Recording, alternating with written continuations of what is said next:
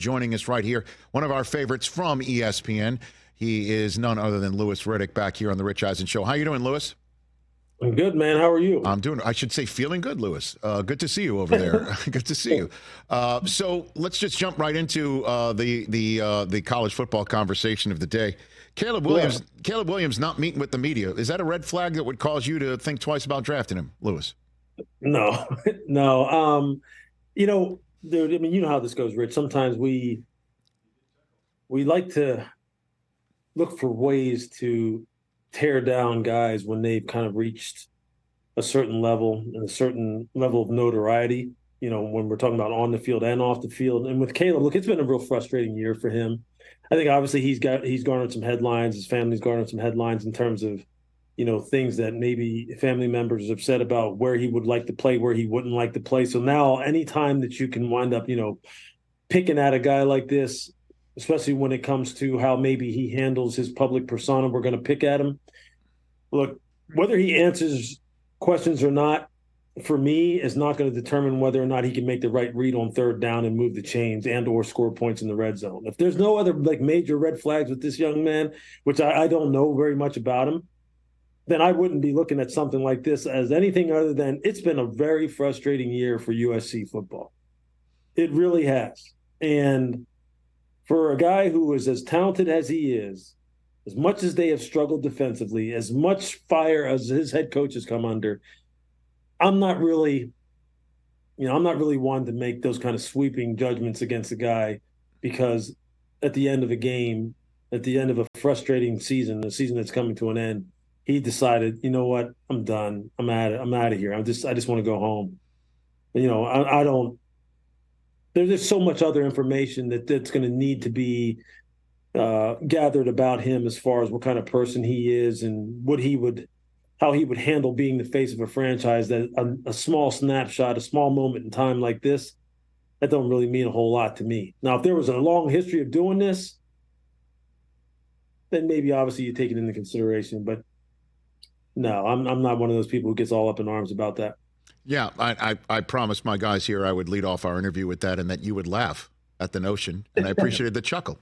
So So I didn't really need to go into all that. I could have just said, no, let's move on, Rich. Yeah, the eye in the sky doesn't lie with that kid, man. I mean, that's seriously, right. So, all right, then let's jump into NFL Week 11 action. What sticks out to you the most from Sunday's play? And some of the wins, some of the losses, anything that you think leaps out at you that is of note, Louis Riddick? What is it? Yeah, I think, literally sitting on my couch for an entire day yesterday. Mm-hmm. I mean, I did not move except to get something to drink. Bless you. Love it. Yeah, tell me about it. But my family looks at me like, man, what are you going to do anything today? I'm like, no, I'm not. I'm actually going to do nothing, like zero. I think the continuing maturation, Rich, of CJ Stroud right before our eyes is something that I don't know if we can really overstate. Okay. Just what he is showing relative to what we usually use as excuses for young players when they underperform. Okay, by this, I mean this.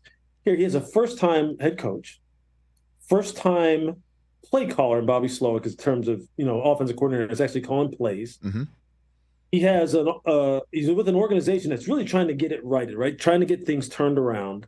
So people thought, and I thought as well, look, there's going to be some growing pains when you're talking about maybe offensive line play, the explosiveness of the perimeter weaponry. We'll see how the running game goes relative to the offensive line. The defense is, look, D'Amico's going to have the defense going, but, they still have to prove themselves. The division is getting better, et cetera, et cetera. So maybe there's going to be, a little bit of, some lumpiness for CJ.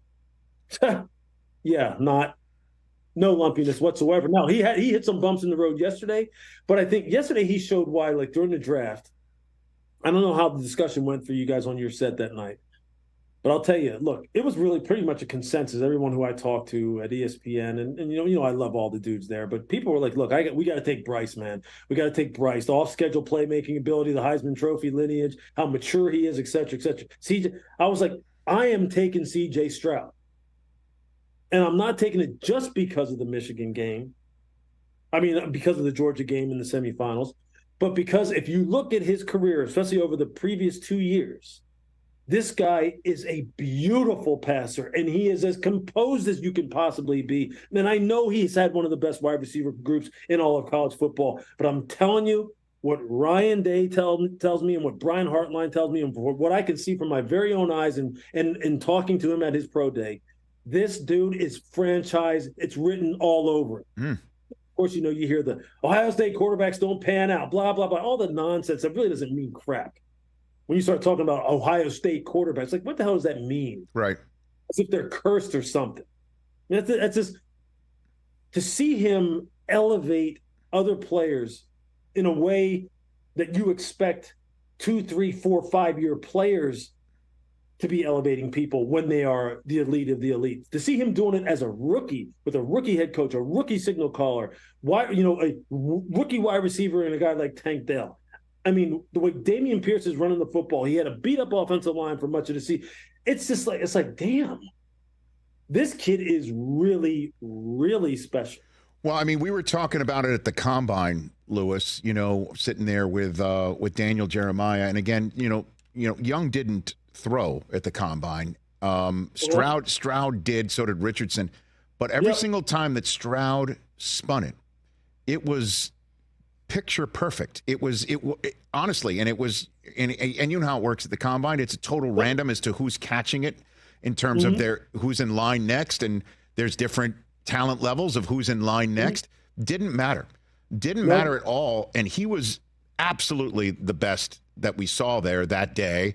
And and by the way, I know you mentioned Michigan first, not Georgia, but the 2 losses to Michigan, not because of Stroud. I mean, he threw for 700 yards combined in those 2 games against Michigan.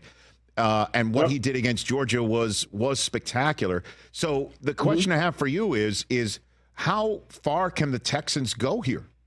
I mean, they are a surprise team, but soon they're going to start playing cold weather games, and teams are not going to be as surprised to see them. How do you see them moving forward from here, Lewis? Yeah, I think, look, they've already shown the cream of the crop in the division, so to speak, right now, Jacksonville, that they can deal with them. And they're going to have to deal with them again here, I believe, this week? 2 weeks?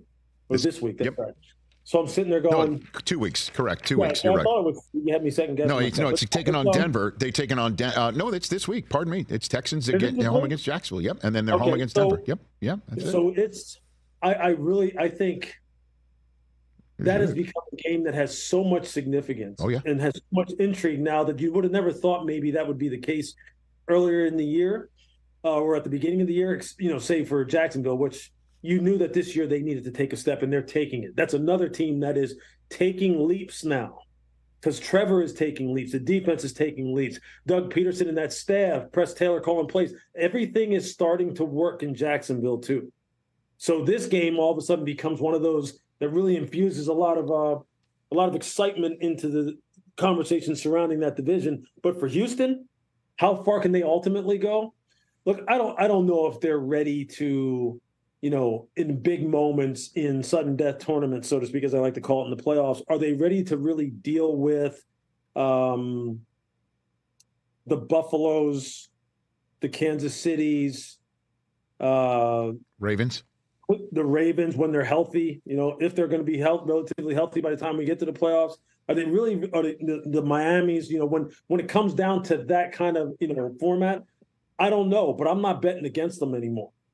I'm not. Just because, D'Amico. D'Amico is special. Will Anderson's a special guy. A special guy even before you even get to the player part of it. And Will Anderson is exceeding my expectations for him, especially when you're talking about his ability to affect the game on third down, which he did at Alabama. I didn't think he'd be able to do it at a super elite level, but I think I may be wrong just because of the guy that he is and the worker that he is.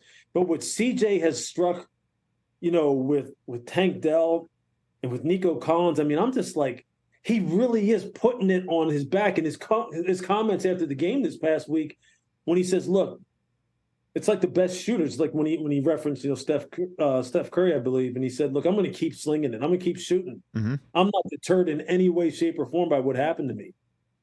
like, it's not, that wasn't just hyperbole in this day and age of look at me that we all exist in. That's for real. No like, doubt. You believe no doubt. Louis Riddick.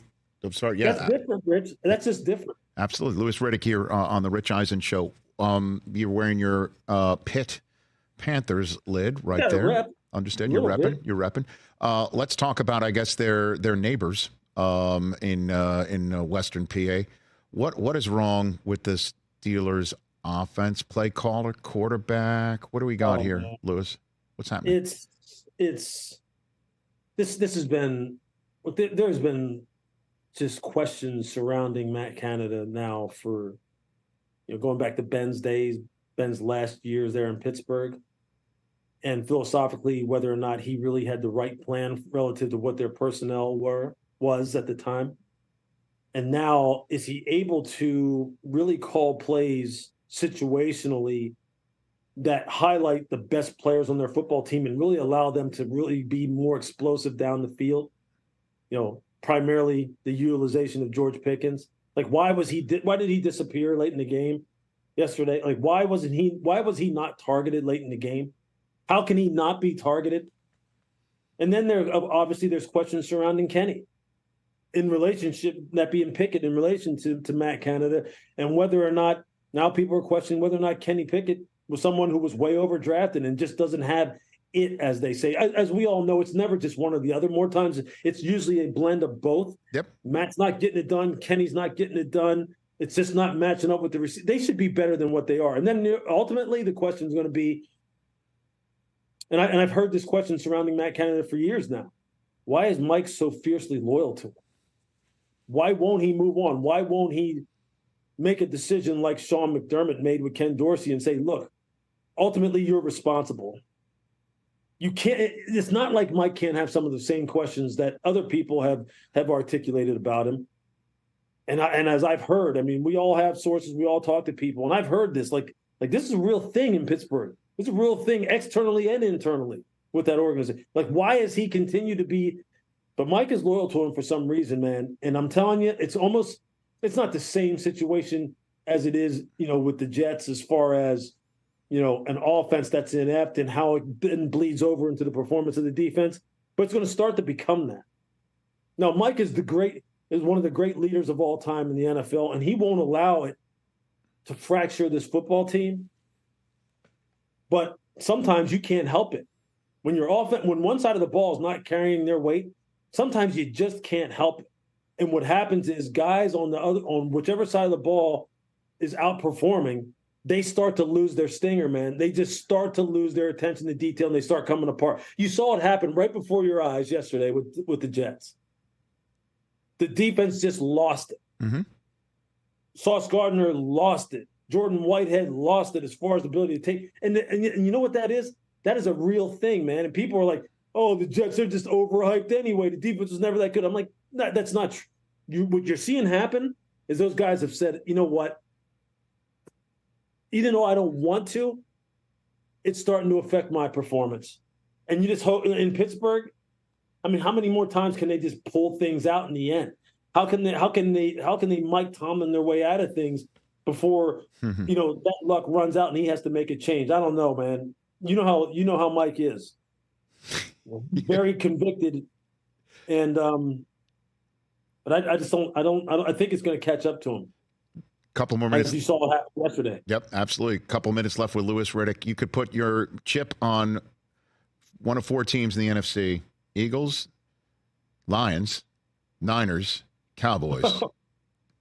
The one chip you place is what, Louis Riddick? Where do you place it?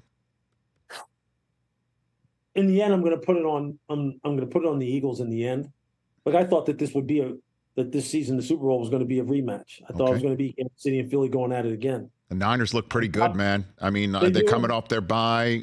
They do. Crushing. They right do. Now.